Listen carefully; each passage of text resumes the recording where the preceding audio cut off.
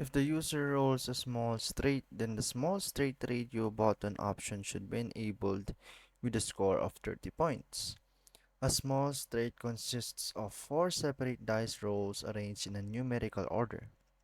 To get started, iterate through small straights array using any loop you prefer. I would use for each. So if using high order function like for each or sum, I will use this one. The callback function. Oh, wait, chill, wait.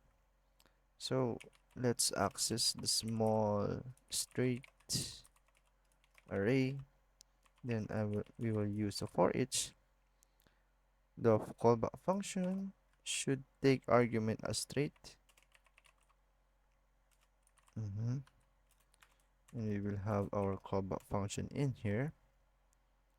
If using for off, loop should variable should be straight. Okay, I'm not using that.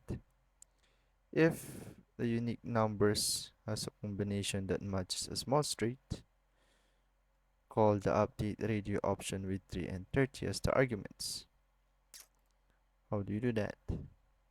You should include you should use the includes method to check if straight is included the unique numbers str. So first we would have the unique numbers str.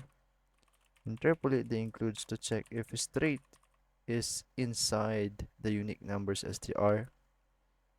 And since if this is a condition, of course you would have an if statement.